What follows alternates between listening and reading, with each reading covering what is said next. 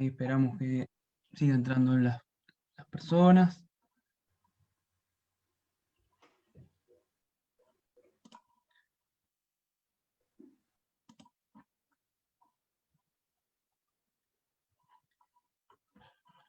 Bien.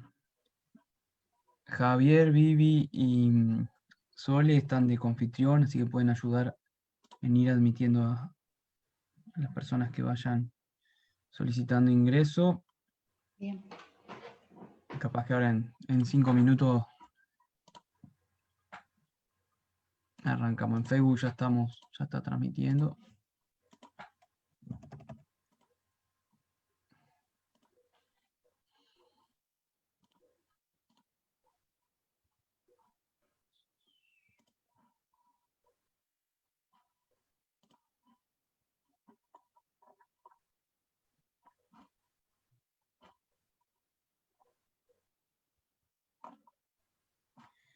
Bien.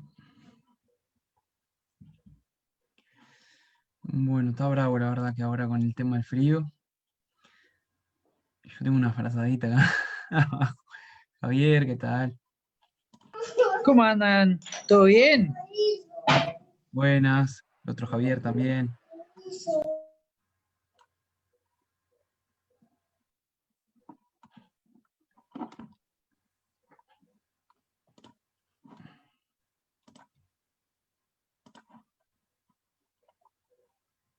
Mm,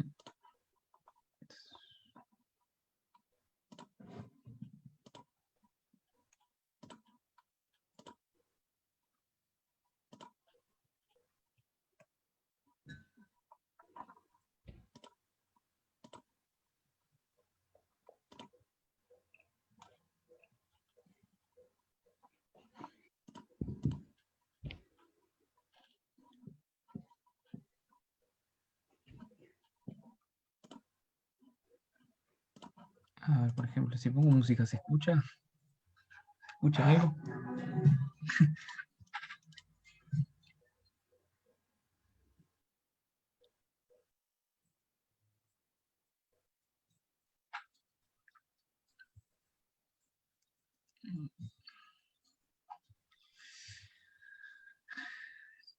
Bueno, yo soy Emiliano, estoy con Mauricio, con el usuario Mauricio, pero no sé si es hijo de Juan.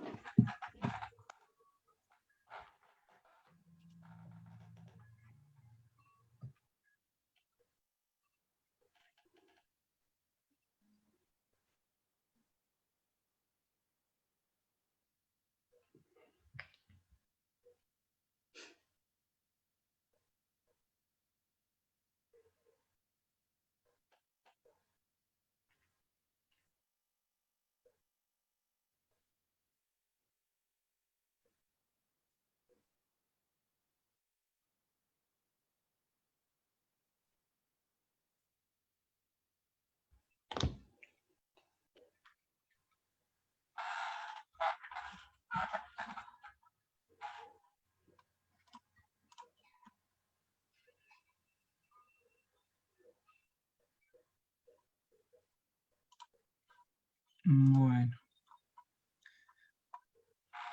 por Facebook ya tenemos a algunas personas. Ahora que esperamos unos minutos más y arrancamos.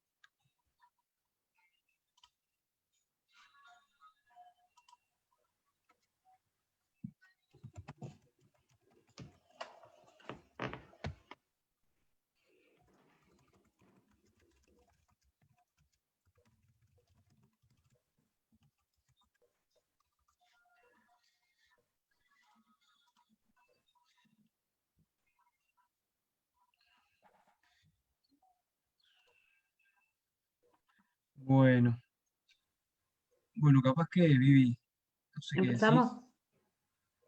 Bueno, Sí, en Facebook empezamos. hay más personas, así que capaz que para respetar la puntualidad, capaz que arrancamos. Bueno, bien. Bueno, entonces la red de huertas comunitarias les da la bienvenida a este segundo taller que en realidad lo llamamos cultivos de primavera-verano, en este caso va a ser de compostaje, y va a estar a cargo de Soledad Piazza, que ella es ingeniera agrónoma y que muy generosamente se ofreció para darnos este taller. Ella trabaja en la unidad demostrativa de compostaje de la Facultad de Agronomía y también en la red de agroecología, pero también está siempre presente apoyando a las huertas comunitarias en este trabajo. Y bueno, nada, le contamos que va a poder hacer preguntas, no directamente a Soledad, sino que las van a poder hacer a través del chat del Zoom y también del Facebook. Y después, que ella termine su exposición, le vamos a pasar esas preguntas a Soledad para que ella las vaya contestando. Bueno, nada, le damos la bienvenida a Soledad y es todo tuyo, Soledad, el Zoom. Bueno, muy bien, muchas gracias por la invitación. Como decía Viviana, mi nombre es Soledad y bueno, estoy vinculada a las huertas comunitarias, así que un gusto estar acá con ustedes y muchas gracias por generar este espacio. Voy a compartir una breve presentación. El tema de hoy va a ser el compostaje y voy a hablar un poco de compostaje y de vermicompostaje.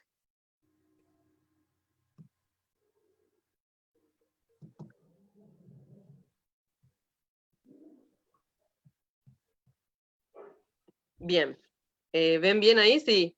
Perfecto. Bárbaro. Comenzamos entonces.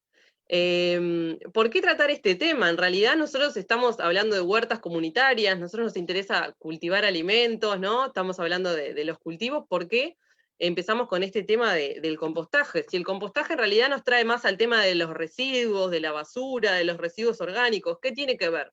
Bueno, por un lado, en la huerta generamos un montón de residuos orgánicos, sea a nivel doméstico o lo que sea una huerta chica o grande, generamos un montón de residuos, y esos residuos pueden ser aprovechados para generar humus o compost. Eso que se genera, ese humus o compost, puede ser utilizado también para nuestras huertas. O sea, que tratamos este tema acá en estos talleres por dos cosas.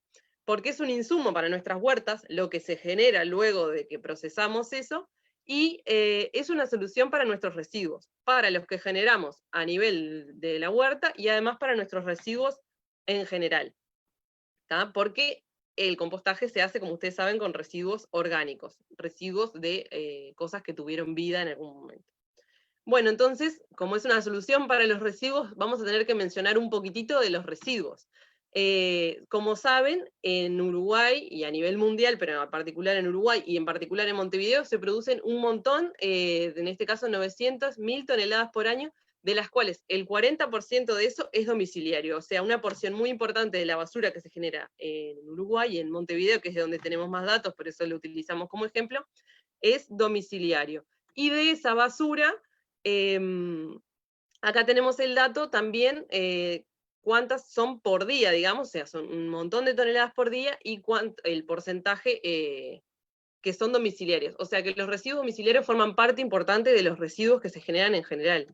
Y de los residuos domiciliarios podemos afirmar que los residuos orgánicos en diferentes lugares, y en este caso tenemos los datos de Montevideo de hace un tiempo, pero sabemos que es algo general, más del 50% son residuos orgánicos, o sea, residuos compostables, de los que se podría realizar un tratamiento. Entonces, al ver el tema de los residuos, nos centramos en los residuos orgánicos y vemos que, simplificando un poco la cosa, pero es así, si nosotros, nuestros residuos domiciliarios, todo lo que se genera de residuo en nuestra casa, lo compostáramos, realizáramos compostaje, podríamos reducir a la mitad nuestros residuos. Entonces, tengamos huerta o no, es un tema muy interesante. ¿Por qué? Porque de nuestra basura, el 50% de los residuos son orgánicos, si eso se separa, se puede compostar, y del compost se puede utilizar para la huerta, que además genera residuos orgánicos. Esta imagen lo hicieron los de Redes Amigos de la Tierra, en internet me pareció que estaba muy, muy gráfica y muy, muy clara. Bien, y nosotros trabajamos en huertas agroecológicas, en huertas orgánicas, que no tenemos recetas cuando queremos implementar una huerta. A veces nos preguntan, ¿y esto? No hay una forma de hacerlo correcta, a veces lo que se hace en un lugar no es lo mejor en otro lugar. Eso es base de la agroecología. Pero sí tenemos principios, y uno de los principios es que siempre hay que aumentar el reciclaje de biomasa, de lo que se produce, de toda la materia vegetal. Además, otro principio es que tengamos que asegurar la calidad del suelo, que sea un suelo con alto contenido de materia orgánica y con la biología activa del suelo. Eso es otro principio de la huerta agroecológica. Entonces el compost está muy relacionado con la huerta ecológica. Y bueno, y aumentar las interacciones biológicas, o sea, que todos los seres vivos trabajen en forma conjunta y respetando las interacciones que allí ocurren. Entonces vamos a empezar a trabajar con las diversas formas de trabajar los residuos orgánicos. Cuando pensamos en compostaje, nos imaginamos una pila de compost, ¿no? Que esta sería una imagen típica, digamos, de una pila de compost, que es también lo que vamos a trabajar, pero también podemos trabajar de diferentes maneras. Se puede trabajar con el vermicompostaje, que es el compostaje, teniendo en cuenta las lombrices también, o se pueden trabajar con biodigestores, o se pueden trabajar los residuos orgánicos en otras formas que son pacas, o otros. Y cuando hablamos de compostaje, puede ser compostaje o diferentes formas de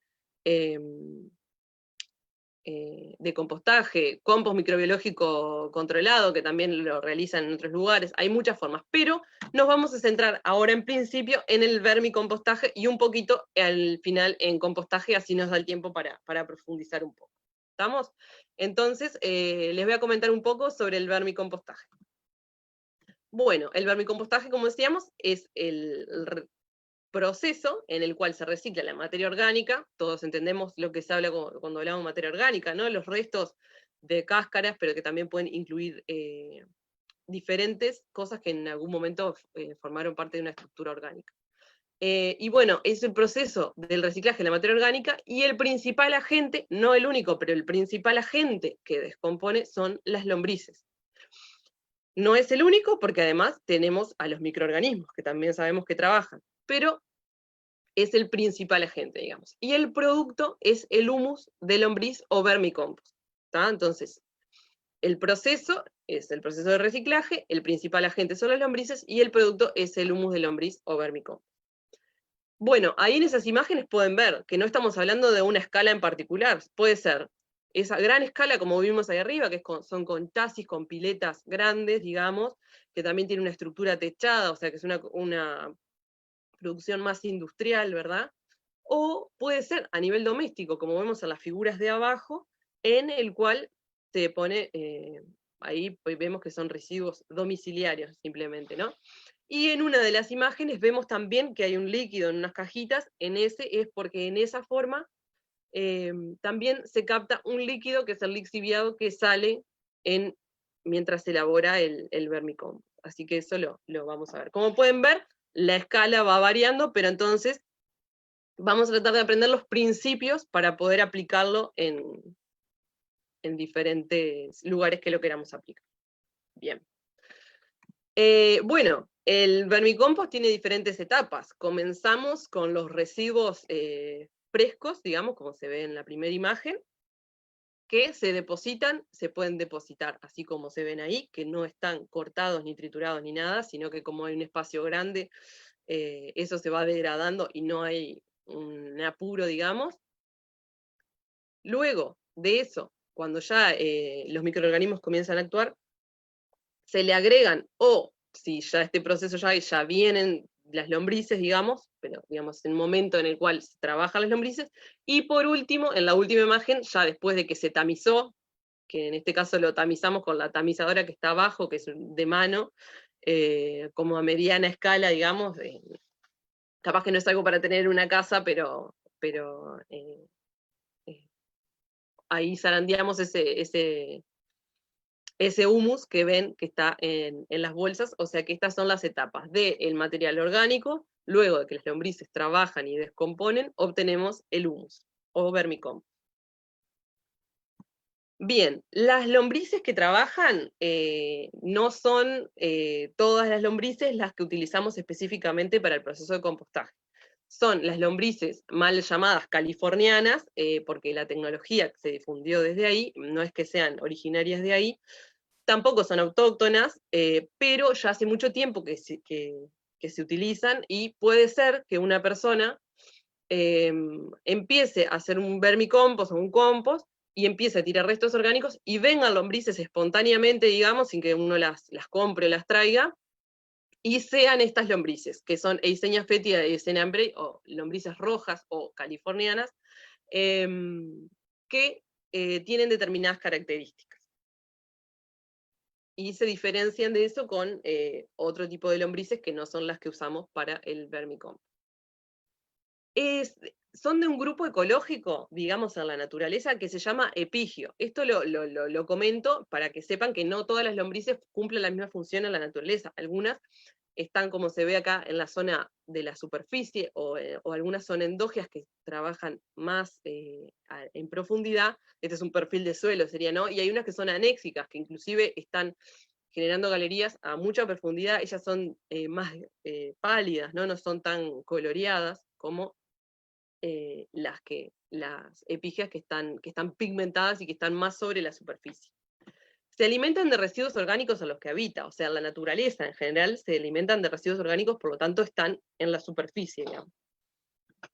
Y bueno, es una lombriz pigmentada, de color rojo oscuro, y en algunas ocasiones tiene franjas de color amarillo, no siempre. Y bueno, y el tamaño es relativamente chico, de 5 o 7 centímetros, y el peso es en torno a 1,4 gramos, o sea, no es muy grande, es una lombriz relativamente chica en comparación a otras que podemos encontrar.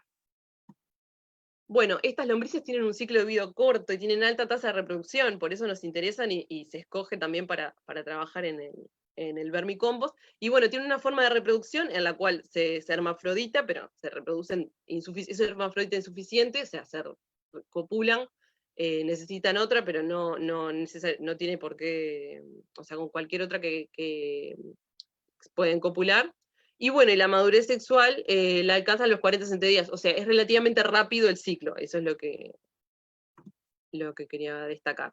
Y bueno, ellas fragmentan, aceleran el proceso y promueven características favorables a las plantas.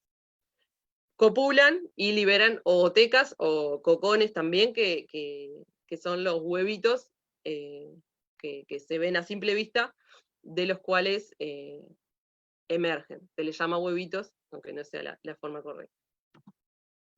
Bueno, las lombrices, que son las que nos ayudan a hacer todo a descomponer, que podemos sacar los restos orgánicos de nuestra cocina, y eso, es importante saber qué es lo que necesitan para poder, cuando hagamos el vermicompost en nuestra casa, en nuestra huerta, poder saber qué condiciones le tenemos que dar. Bueno, las temperaturas a ellos les gusta en torno a los 25 grados, que es más o menos lo que nos gusta a nosotros. Ya un poco más pasan calor, y un poco menos ya pasan frío, pero en torno de los 20 y los 30 grados ellas están bien. La humedad es bastante alta, un 70-80% de humedad es lo que ellos necesitan, y bueno, y el pH es tendiente a neutro, el óptimo, pero igualmente aceptan un amplio rango, digamos. Y bueno, y es importante que cuando vayamos a hacer, porque bueno, ¿dónde lo hago? ¿En qué recipiente lo puedo hacer? Bueno, es importante que el sustrato permita el drenaje, porque ellas necesitan que tenga cierta humedad, pero necesitan un espacio aeróbico. El proceso del vermicompostaje es un proceso aeróbico, o sea que también es muy importante el drenaje. Y bueno, y una forma de poder medir la humedad es poder mirar, observar las lombrices y ver cómo están, y si están, por ejemplo, con partículas de tierra adheridas al cuerpo, indican que hay falta de humedad, ahí tendríamos que regar. Ahí en las imágenes se nota que una de las formas que se controla el vermicompostaje es regando, y también en algunos lugares controlando la temperatura cuando queremos hacerlo un poco más ajustado, digamos. Bien, ¿en dónde lo hacemos? ¿En qué espacios lo podemos hacer? Bueno, ya vieron las fotos anteriores, hay a gran escala, pero también hay, por ejemplo, esta foto son cajones de leche. Estas fotos las sacaron de un proyecto que se llama Más Compost, Menos Residuos, que están trabajando con la Intendencia y están haciendo solo con yerba En oficinas, en las oficinas trabajando solo con yerba, y esa foto es de ese material. Esta es la que está abajo, que vieron que es de madera, también es a nivel doméstico, y esta otra que también a nivel doméstico con baldes de pintura. La de los baldes está buena cuando tenemos poco espacio, pero siempre que tengamos mayor cantidad de volumen, hay más posibilidad de dar las condiciones que necesitan. O sea, si el espacio que tenemos es reducido, es una opción válida, aparte es económico, digamos, y accesible, pero si tenemos opción de hacerlo en un espacio más abierto o en un tanque azul, digamos, cuanto más volumen, más capacidad tiene como para amortiguar los cambios de temperatura y eso, y seguir manteniendo las condiciones para las lombrices, que son muy rústicas. Yo les di las mejores condiciones, pero en realidad ellas aguantan los cambios, pero claro, a veces si lo hacemos en un tupper, en un lugar muy chiquito, seguramente con un poquito de sol ya se no seque, y bueno, y después sea difícil que vuelvan a inocular. Entonces, bueno, estas son algunas de las opciones. Otras opciones son vermicomposteras, que están hechas como en etapas, en las cuales se pone, estas etapas que yo les mostraba como en las imágenes, pueden darse a nivel de los cajones, y en el último cajón, o sea, como en este gris, por ejemplo, que se ve arriba, que tiene agujeritos, en la última se captan los lixiviados, los líquidos, que esos líquidos pueden ser por el propio material, o cuando regamos que hay excedentes, ese líquido sale. Y bueno, las otras tienen más o menos la misma idea, y son también para vermicompostaje doméstico. En esta roja que ven ahí, vieron que tiene una canillita que se puede, también para sacar los lixiviados, que son los líquidos que se producen al el material descomponerse, perder líquido, y también por el regado, eso, el exceso de riego que hagamos, como una de las cosas que se hacen es regarla, es lo que podemos sacar de ahí. Bueno, la aplicación práctica, digamos, lo que estamos hablando, qué humedad deben tener, lo podemos mirar por la observación. Habíamos dicho, ¿no?, que en torno del 80% es la humedad que ellos necesitan bastante, las lombrices para estar en su condición óptima, 70, 80%. Bueno, una de las formas que podemos mirar eso es hacer la prueba del puño, que es sacar un poco y apretar, y ahí poder ver la cantidad de agua. Si chorrea es porque tenemos mucho, si caen gotitas, en este caso está bien, porque necesitamos una humedad alta. Y si no, si caen muy pocas o ya queda seco, es que estaría faltando la humedad. El observar las lombrices era otra forma de ver la humedad. ¿Se acuerdan que les dije, ¿no?, que si las lombrices tenían mucha tierra pegada a ellas, porque su cuerpo está mojado más y la tierra está más seca, entonces se pega ahí. Bueno, esa es una forma de mirar. Y otra forma es simplemente observando, tocando con el dedo, mirando, como quien se fija si tiene que regar una planta, ¿no? Mete el dedo y ve cómo está ahí la humedad, si está mojado, si está seco, para ir agarrándole la mano a ver cuándo hay que regar nuestra vermicompostera, que es lo que hacemos para poder obtener el humus después, ¿no? Y bueno, ¿y cómo saco el humus? Bueno, hay muchas formas. Una de esas formas, si tenemos un volumen grande o si tenemos algo que no está hecho en etapas, podemos hacer trampas de lombrices, que lo que hacemos es poner en una bolsa calada, poner material fresco, y cuando ya se está terminando de hacer el proceso y las lombrices ya están buscando nuevos alimentos, van a ir a esa bolsa que la hicimos justamente para eso, para trasladar las lombrices, y que después cuando vayamos a zarandear no estén las lombrices ahí. Otra forma son, al hacer cosas que sean estructuras, digamos, que ya vimos fotos, que sean una al lado de la otra, el proceso, ellas pueden ir trasladándose de uno a otro espacio. Así que las trampas es una forma, y otra forma es que las lombrices tengan posibilidades de ir moviéndose desde donde está el material. Ellas se van a mover siempre hacia donde esté la comida fresca, digamos, que es la que ellos se alimentan. Y bueno, la cosecha se realiza 3 a 4 meses desde la última vez que se agregó el material fresco.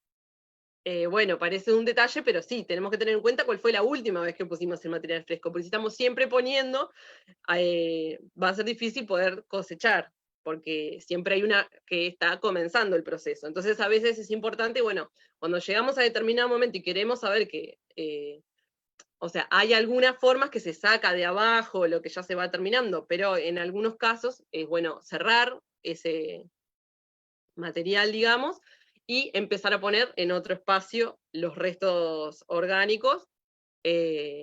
Así tenemos claro cuál fue la última vez que se puso el material y saber que todo ese material va a ser humus, ¿no? Bueno, entonces 3-4 meses de la última vez que se agregó material fresco, y bueno, ¿cómo nos damos cuenta? Que el color tiene que ser oscuro, uniforme, el material suelto, el olor está agradable, y no vemos el material inicial con el cual comenzamos, no diferenciamos si era una cáscara de manzana o lo que sea, sino que vemos ya la tierra, y bueno, el olor terroso también es característico. Y bueno, y la duración de este proceso depende de las características de los materiales. No es lo mismo si lo hacemos con yerba, que está en partículas muy chiquitas, que si le tiramos zapallos, ¿no? O sea, todo eso depende. Y bueno, de la población de lombrices que hayamos incorporado, si les pusimos unas poquitas y después se fueron reproduciendo, o en lugares donde ya se incorporan en grandes volúmenes, así que lo de los meses es relativo, puede durar más. Y bueno, y también de lo que ya hablamos de las condiciones de aireación, la humedad y la temperatura ambiente. En el invierno como ya les decía, la temperatura óptima de las lombrices era 25 grados, bueno, cuando estén en esa temperatura, cuando hace mucho calor, su actividad baja, ¿no? Eso también nos puede servir una idea para decir, bueno, ¿dónde lo hago? ¿Al sol o a la sombra? Bueno, dependiendo de las condiciones que tenga, la infraestructura que lo vaya a hacer. Si es en un cajón, lo puedo ir moviendo, pero si lo voy a hacer en un lugar fijo, puedo pensar, bueno, tengo para taparlo en verano, poder ponerle un mulch arriba, que es restos de pasto, o malla sombra, o algo que aísle un poco, y ahí puedo ir viendo cuál es el lugar más adecuado. Bien. Bueno, y el producto es el humus, ¿no? El humus que tiene los vermicompuestos, ¿no? Que tienen potencial para que los cultivos aumenten la producción. Y bueno, tiene un montón de beneficios, ahí nosotros los usamos para realizar almácigos, y bueno, actúa como fertilizante, porque tiene tanto macro como micronutrientes, o sea, da una nutrición muy equilibrada, mejora la estructura del suelo, que esto es muy importante, porque a veces con otro tipo de fertilizantes, o con fertilizantes sintéticos, está el fertilizante, pero no mejora la estructura del suelo, y eso es una mejora a largo plazo, ¿no? Y bueno, y promueve la actividad microbiana, y además, a través de la promoción de la actividad microbiana y de los microbios mismos que la lombriz tiene en su tracto digestivo, es supresor de patógenos. Hay varios estudios que indican que disminuye los patógenos que se encuentran en el suelo. O sea, mejora la salud de las plantas y las posibles enfermedades que puedan tener. Bien, otros productos que podemos sacar vinculados al vermicompost, uno es el té de humus, que hay dos formas de hacerlo, que son las más indicadas. Ahora inclusive hay aparatos para realizarla, pero en forma casera, por si lo queremos hacer de forma casera, podemos mezclar humus, 1 litro en 10 litros de agua, y revolver y dejar reposar 24 horas, bueno, eso a la sombra, y luego se cuela. Y si no, hacerlo realmente como un té, ponerlo en una malla, un tejido, colocás el vermicompost, lo dejás sumergido, la proporción es la misma, 1 en 10, por 24, 48 horas. Lo bueno también es revolver, como en el caso anterior, y luego ese té de humus también tiene muchas propiedades, y tiene la capacidad fertilizante, como habíamos dicho, y la carga microbiana también, ¿no? Que es muy positiva. Y bueno, y otro producto que también sale, que ya mencioné, es el lixiviado, que es, en el caso, cuando no lo hacemos en el piso, sino que lo hacemos en algo que se ha levantado, acá en este caso que hay unas bañeras, por ejemplo, que salen por el agujerito, digamos, sale el exceso de agua, si está al aire libre, va y recoge agua de lluvia, ese material va a estar más lavado. Si el riego es poco, va a estar muy concentrado, o sea que eso, dependiendo de la época del año y el manejo que hagamos, la concentración que tenga.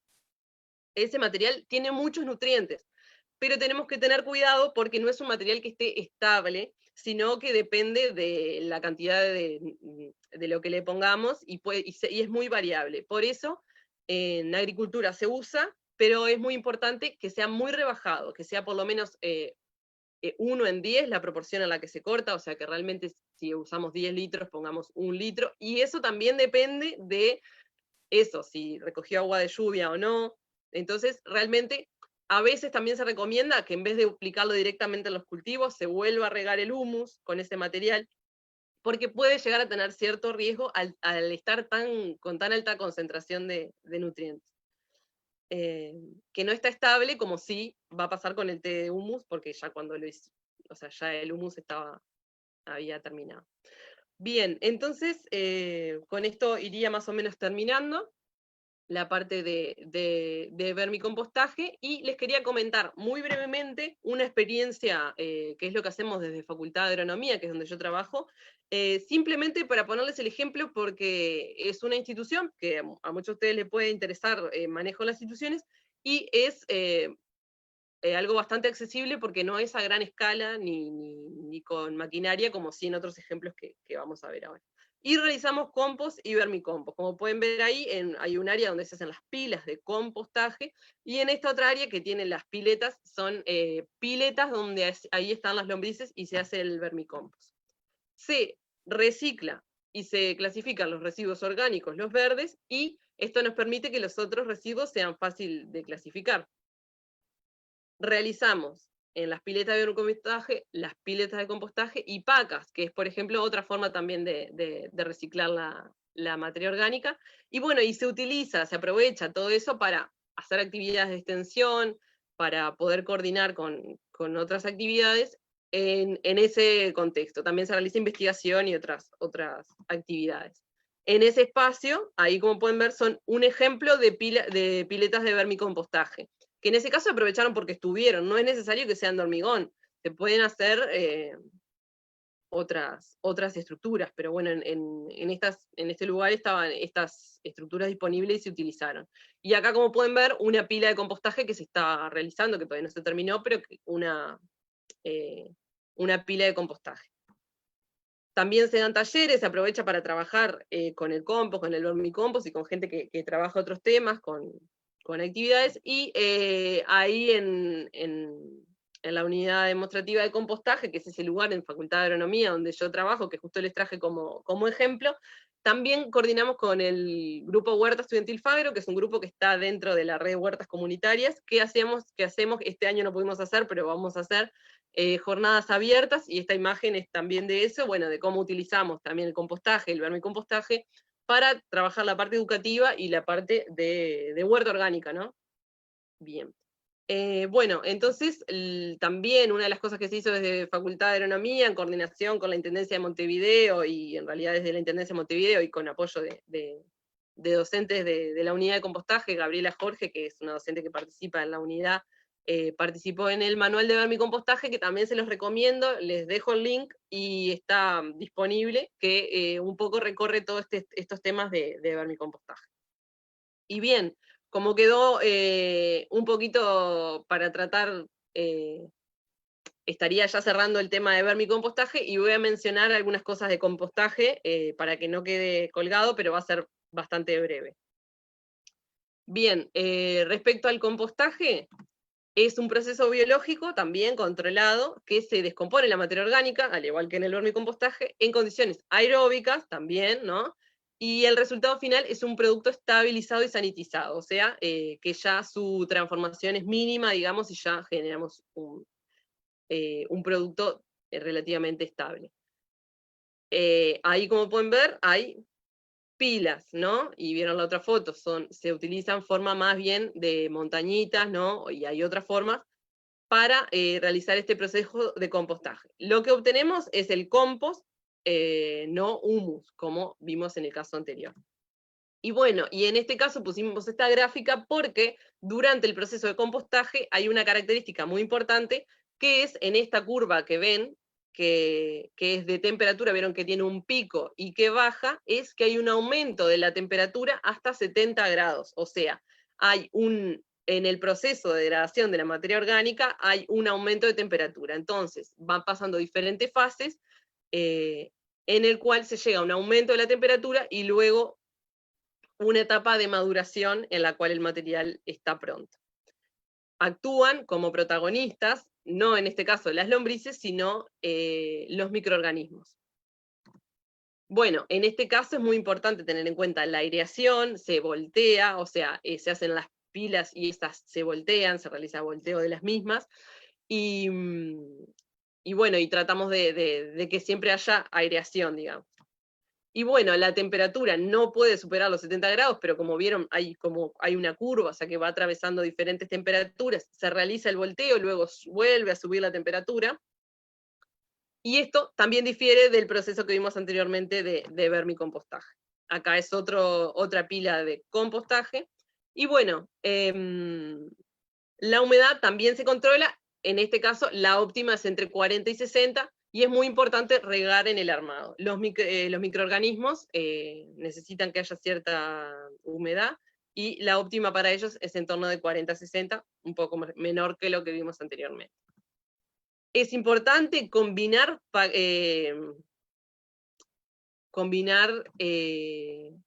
materiales de diferente origen, que sean materiales con mayor contenido de carbono, que tengan paja, hojas secas, acerrín, y también combinarlos con material vegetal, verde, estiércol. Por eso a veces también está el ejemplo como de las capas, y es muy mencionado que en el compostaje hay determinada relación entre el carbono y el nitrógeno, que son componentes de los restos orgánicos, que es importante tener en cuenta para que el proceso sea eficiente. Pongo un ejemplo, ya que vimos ejemplos a pequeña escala, que fue el que les mostré de vermicompostaje, que era una montañita que hicimos, ¿no?, en torno de 2 metros. Acá en esto ven una vista aérea de una planta de la Intendencia Municipal de Montevideo que recicla los residuos orgánicos, que las callecitas que ven ahí, los parecen canteros, son montañas de compostaje. O sea, es algo que se puede hacer tanto a pequeña como a gran escala. Y bueno, a gran escala se maneja con maquinaria, o se puede hacer a pala, a mano, como lo hacemos nosotros. Y bueno, exige una etapa de degradación, se le hacen controles periódicos, y bueno, para favorecer los microorganismos aeróbicos, que son lo que realizan. En este caso, también los restos, los lixiviados que se generan, que también hay, tienen que ir, por ejemplo, a piletas de decantación. Ya en los volúmenes que se generan son otros. Acá es un ejemplo de cómo a nivel municipal se recicla la materia orgánica. Y bueno, y el material que se genera, en este caso es el de Tresor, también es compost, digamos, también las características son muy favorables para las plantas. Y bueno, yo por ahí me voy quedando. La idea era darles un pantallazo de un poquito de vermicompost y un poco de compost, y bueno, agradecerle a la red de huertas comunitarias, a todas las personas también que están conectados, y bueno, estoy acá para las preguntas. Bueno, muy bien, muchas gracias, Soledad. Y bueno, tenemos algunas preguntas. Preguntan si las lombrices comen solo yerba. Es una de las preguntas que nos han hecho. ¿Solo yerba comen? Voy a dejar de compartir. Las lombrices se alimentan de todos los residuos orgánicos que tengan accesible cuando ya se comenzó la descomposición, ¿no? Hay casos en los cuales se realiza vermicompost solo de yerba, sí, hay casos en los que se hace. Inclusive, yo no estoy muy al tanto porque no he coincidido mucho nunca trabajé con ellos, pero sé que hay una iniciativa muy importante que ha hecho el Centro Uruguay Independiente, capaz que alguien puede comentar, que fomentaban, por la importancia y la cantidad de yerba que se genera en Montevideo, específicamente compostaje solo con yerba. Hay una cosa, cuanto más variado sea el origen de lo que nosotros utilizamos, más variado y más completo va a ser el humus o el compost, va a tener propiedades, mayor diversidad de nutrientes, pero igualmente se llega a un material, se llega a generar compost y humus, perdón, solamente de yerba. Bien. Después, otra pregunta es si se le puede poner a las lombrices cáscaras de los cítricos y de la cebolla. Bien, ahí es muy importante tener en cuenta cuáles son los objetivos que nosotros tenemos. Si lo hacemos a muy pequeña escala, a veces hay alimentos que se pueden evitar. En diferentes ámbitos, por ejemplo, en este ejemplo que le mostramos que la escala era mediana, por ejemplo en facultad de agronomía, como lo hacemos, incluimos todo. incluimos todos los restos de cítricos, todos los restos de cebolla, todo eso. ¿Qué pasa? Mientras eso se va empezando a perder los olores fuertes que tienen, que a veces pueden ser repelentes, las lombrices luego van a ir a atacar a esos. O sea que nosotros lo incluimos. La explicación puede ser porque hay... los cítricos son muy ácidos, ¿no? Entonces, inclusive se usan para las lombrices, sacarlas del suelo porque les molesta, inclusive se usa limón. Y el contacto directo del limón con la lombriz es perjudicial. Pero, en realidad, si nosotros tenemos un espacio amplio y ponemos en cierto sector eso se va a ir, van a empezar los microorganismos, va a ir perdiendo esos olores fuertes, y las lombrices van a ir y lo van a degradar, como sucede en la naturaleza, que degradan perfectamente, tanto los microorganismos como las lombrices, todo lo que... Entonces, en un balde de 20 litros, que es lo que más se utiliza a lo mejor en la agricultura urbana, en ese caso, ¿le pondrían los cítricos y la cebolla? Sí, en realidad, si lo importante para vos es eliminar los residuos, ellas se van a encargar de eliminar los residuos. Capaz que si lo queremos hacer de forma más eficiente y más rápida, podemos evitar eso, pero en realidad se terminan descomponiendo. Yo a nivel doméstico también los incluyo, y a nivel de balde de 20 litros y eso, a veces es más sensible, cualquier pequeño cambio es más sensible, por lo cual también las lombrices prefieren todos los materiales cuanto más chiquitos, más rápido y más accesible para ellas, porque los microorganismos atacan más rápidamente. Por eso podemos, si queremos, cortar los materiales y agregarlos. Ahora, si nuestro objetivo es deshacernos rápidamente de la materia orgánica que se genera, no es necesario cortarlo y las lombrices igualmente lo van a terminar degradando. Bien, muy bien. Otra pregunta que nos hicieron es, ¿cuánto comen las lombrices? ¿Cuánto comen? O sea, calculo yo que debe ser cada cuánto las tengo que alimentar, o qué cantidad les tengo que dar de comer. Bien, la alimentación se va, o sea, la podés hacer a medida que vas... generándola. que se va generando los residuos, se puede ir poniendo. O sea, hay gente que lo alimenta, digamos, diariamente, hay gente que semanalmente. Eso, la frecuencia, no hay por qué tener una frecuencia. Hay algunos estudios que dicen que la lombriz puede procesar prácticamente su peso en el correr de un día, o hay varios, pero en realidad depende mucho del alimento, o sea que eso yo no te sabría decir exactamente.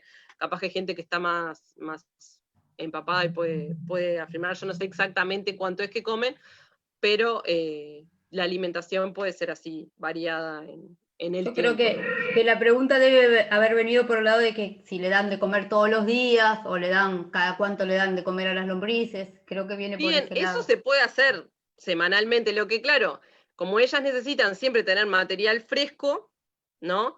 Es importante, no las podemos dar cada 15 días, o sea, siempre tiene que tener material fresco, digamos, con humedad, para estar descomponiendo.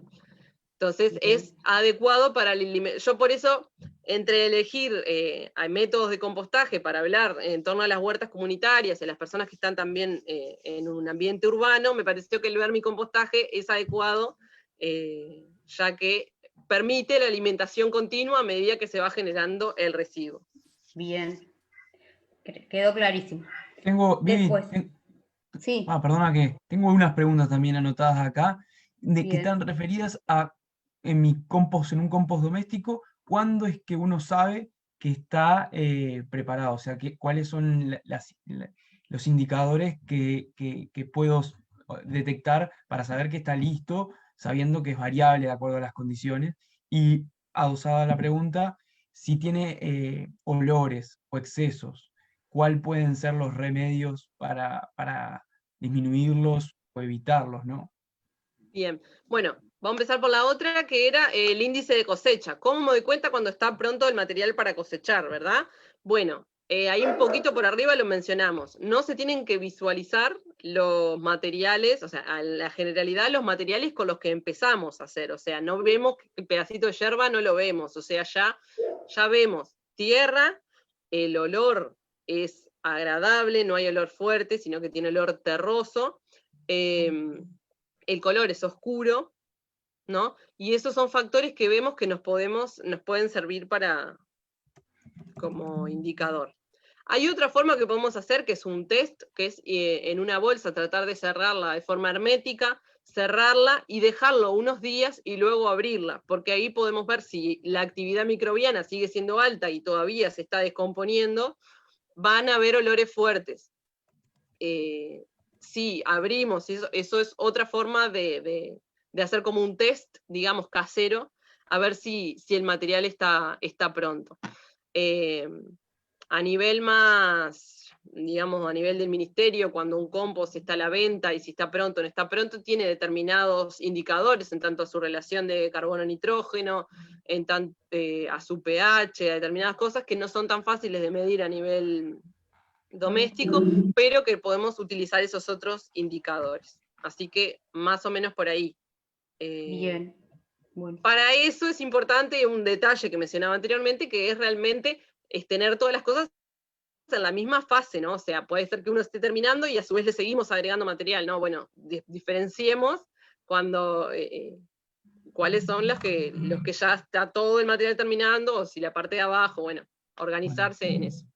¿Y ante la presencia de olor o...? Bien, y la otra pregunta, entre la presencia de olor, generalmente el olor fuerte puede ser por descomposición que se haga de forma anaeróbica, ¿no? Que se más vinculadas a procesos de anaerobiosis que pueden dar lugar a pudrición, a olores fuertes, ¿no? Ahí tenemos que tratar de regular la humedad, porque es uno de los factores, ¿no? Que pueden dar la anaerobiosis. Entonces, ahí hay que ver de que la humedad no sea muy excesiva. Entonces se puede, por ejemplo, una de las cosas que se usa es agregar material seco, agregar papel, por ejemplo, mezclado, porque baja la humedad. Si no, o sea, si se hace en un recipiente y no tenemos forma de sacar esa humedad excesiva que hubo, utilizar materiales secos y eso se termina bajando la humedad. Otra forma que se puede usar es, para tratar de evitar esos olores, es cuando tenemos el material, cubrirlo siempre con una capa de pasto, con una capa de mulch, con una capa de cenizas, por ejemplo, o sea, materiales que aíslan un poco que nos aíslan un poco del material, pero que permiten el intercambio gaseoso que es tan necesario, ¿no? Ahí con esas cosas es que nosotros podemos controlar los olores. Hay otra forma también que es muy usada, que es el uso de microorganismos eficientes, de los MEN, microorganismos eficientes nativos, OEM también, que hay diferentes personas que lo fabrican, que también es muy recomendado para disminuir los olores y acelerar el proceso de compostaje. Bien, bueno, muchas gracias. Una pregunta más. ¿Qué pasa si en el recipiente ponemos las lombrices que encuentro en el jardín y no son californianas? Bien, bien. En realidad no pasa nada, porque las lombrices todas tienen sus funciones, generalmente las lombrices que encontramos en el jardín y no son californianas, igual las pueden diferenciar fácilmente, ¿no? Porque con estas características que vimos, vieron que se pueden dar cuenta. Lo que va a pasar va a ser que van a estar ahí, que no van a estar comiendo toda la materia orgánica, que es lo que nosotros queremos que la transformen rápidamente, pero van a estar aireando. No va a haber ningún problema en cuanto al proceso. También otra pregunta, al revés podría ser, ¿qué pasa si yo agarro las lombrices californianas y las pongo en la maceta, las pongo en la planta? Bueno, van a vivir mientras vivan, porque vieron que la humedad que necesitan las lombrices californianas es bastante californiana, bueno, lombrices rojas, ¿no? Este tipo de lombriz, la lombriz del compost, como se quiera llamar, necesita bastante humedad. Entonces, hay gente que dice, ay, ya tengo pila de lombrices, ya las voy a agarrar y las puse en la maceta. No, en realidad las lombrices se alimentan constantemente de materia orgánica. No van a ir a regenerar tu suelo, porque en tu suelo vos, de la maceta, no tenés materia orgánica aportándole constantemente ni le vas a dar las condiciones. Vos le vas a dar las condiciones a la planta. Entonces, también ahí diferenciar eso. Bien, muy bien. Bueno, yo creo que por ahí son las preguntas que yo tenía. ¿Vos tenés alguna más, Evi? Ah, No. una más que Dale. estoy leyendo acá. Dice que si se le puede poner papel y algo que no sea recomendable poner. O sea que son dos preguntas.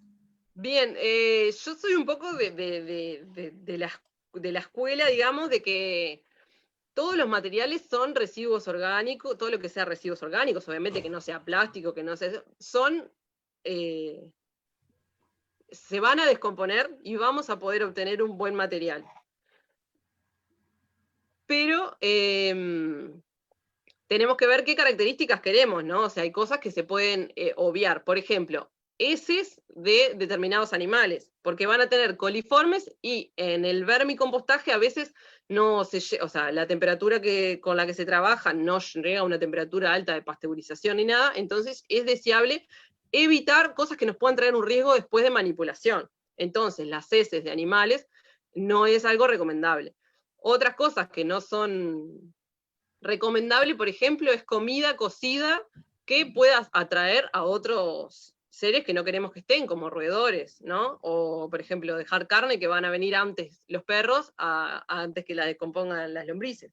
Pero si tuviéramos las condiciones adecuadas para procesar la carne, también llegaría después a descomponerse. O sea, me parece que es importante no quedarse con esto sí, esto no, sino poder razonar las condiciones, lo que necesita, aprender los principios de lo que necesitan las condiciones de las lombrices, y de ahí poder ver qué aplico, qué no aplico, probar, no quedarnos con la receta, pero sí eso, a veces evitar la comida cocida es algo que muchas veces se hace, evitar las heces de animales también, ese tipo de cosas importantes, digamos. Bien. Y una última pregunta que me llegó recién es si se puede poner cenizas en el compost. Sí, en realidad aportan también nutrientes. Si le ponemos muchas cenizas y vamos a hacer un compost comercial, digamos, que luego se quiera vender, en realidad vas a estar modificando porque ya le estás aportando algo mineral, pero en realidad para uso doméstico y todo es súper adecuado y recomendable. Tenemos que ver la forma en que lo aplicamos porque es secante las cenizas, y si lo aplicamos se puede usar como mulch también, pero si le ponemos mucha ceniza a las lombrices, eso es material que es bastante perjudicial para el Preguntaron en el contacto, compost. digamos. La pregunta era si en el compost podían poner Sí, la todo ceniza. es adecuado y es recomendable, sí. O sea que la mojen bien, digamos, la ceniza, en todo caso. Claro, eso más bien para el vermicompost, capaz que ahí entreveré un poco. El tema es que, claro, es material mineral, ¿no? Que ya que va a aportar después al producto final, pero que no va a sufrir ese proceso de transformación porque ya lo que aportamos Ya está. ya es material mineral, digamos. Muy bien. Y bueno, a ver, pero es que siguen llegando preguntas. Yo que digo, es la última y sigue. Ahora dice, estiércol de oveja, de gallina y de Voy a tener caballo. que pedir ayuda, veo que hay mucha gente acá y a ver que me ayudan a responder porque es una cantidad de preguntas. Preguntan si el estiércol de oveja, de gallina y de caballo no se puede poner. Pero, Sí, con el material, muchas veces se usa también directamente como fertilizante en las huertas, luego de un proceso o luego de un proceso de compostaje, que es lo más recomendado, y sí, es un material muy adecuado para el compostaje y también utilizado para el vermicompostaje. Son los dos, o sea, las heces animales y sobre todo los de rumiantes son muy utilizados. quizás entonces dejar claro que los de los perros y los gatos no, ¿no? Claro, que los que pueden tener más contenido de patógenos son los domésticos. Y en el caso de utilizar restos animales, intentar de que de que se llegue a una alta temperatura, que eso generalmente se hace en el proceso de compostaje, para que pueda eliminarse los patógenos más importantes. Bien, muy bien. Yo no tengo, ahora sí, no tengo más preguntas, así que por ahí estaríamos. No sé, Emi, si vos tenés alguna más. No, había alguna en el Facebook relacionada al tamizador, de dónde se consigue un tamizador, pero bueno, creo que todos los compostajes que hacemos son con cuestiones caseras por lo general, y el tamizador se construye de forma casera. Y me gustó y me parece importante destacar lo que decía Soledad, es que las características del compostaje se tienen que adecuar a mis condiciones y a lo que yo quiera, porque si bien prácticamente todo se puede descomponer, si yo tengo una tarrina, un tacho de 20 litros en mi casa, muy probablemente no le eche ningún residuo que pueda traer animales o causar mal olor, más que los de cocina y hojas y césped. Entonces, está bueno todo lo que Sole nos dio, y creo que cada uno tiene que adaptarlo a sus condiciones. Ahora, si vivo en el campo y puedo hacer una pila con de todo, bueno, son como características distintas. Así que Bien, y bueno, en este caso fue una charla un poco expositiva y un poco me tocó a mí, pero que también en todas las instancias que hemos compartido, tanto en la red Huertas, en los diferentes ámbitos, la idea es que, bueno, haya mayor intercambio y que esperamos ansiosos los momentos, digamos, que podamos cruzarnos todos para poder intercambiar las experiencias. A veces el que lo hace en su casa ya tiene cierta experiencia, que puede haber descubierto algo que en otros lugares no hay, así que es muy, muy rico el intercambio que se puede llegar a dar entre todos. Es un poco difícil por este medio, pero bueno, agradecer el espacio que igual nos mantiene juntos. Sí, la verdad que sí, y ojalá pronto podamos hacer como esos talleres que tanto nos gustan, ¿no? De juntarnos todos para compartir las experiencias. Bueno, nosotros te agradecemos muchísimo, Soledad, por el tiempo, por todos los conocimientos. Siguen llegando preguntas, pero pobre Soledad, ya no se las voy a seguir haciendo. Pero igual van a quedar en el Facebook, las podemos ir contestando, quizás las que están llegando las podamos contestar después por el Facebook. Y bueno, agradecerte mucho y invitar a todos para el jueves que viene a las 19 horas, que vamos a tener un taller del cultivo de boniato. Vamos a aprender a hacer el cultivo de boniato y va a estar a cargo de Mario Remedios, que ya lo hemos visto en otros talleres. Y bueno, nada, que se animen con el tema del compost, que podemos bajar mucho los residuos de nuestras casas, y aparte es fundamental para nuestras huertas. O sea que entonces a ponernos a reciclar. Y agregar Sí. simplemente que también me preguntaban muchas personas que de repente viven en apartamentos o no pueden realizar su compostaje en sus casas, que se arrimen también a las huertas comunitarias, que es allí donde a veces se dan procesos colectivos de clasificación de residuos y sobre todo de compostaje, que bueno, Sí, están y una invitados a... cosita más, que es bien importante, porque justamente acá, por ejemplo, en la zona que a mí me toca, tenemos toda una problemática, un mega basurero que se quiere instalar. Bueno, que por supuesto que estamos en contra de todo eso, pero que sí está bueno que también nos hagamos responsables de nuestros residuos, porque si lo podemos bajar al 50%, quizás no estaríamos con tanta discusión de estos temas. Entonces, bueno, nada, esto es una linda manera, importante y necesaria de empezar a compostar y empezar también a abonar nuestras huertas, ¿no? Es eso nomás, hacernos cargo de nuestros residuos es bien importante. Bueno, les doy un abrazo grande a todos y los esperamos el jueves entonces, y otra vez muchas gracias a Soledad por tan generosa información y conocimiento. Bueno, muchas gracias, las órdenes. Abrazo Hasta para todos. luego, que pasen bien. Chau, chau.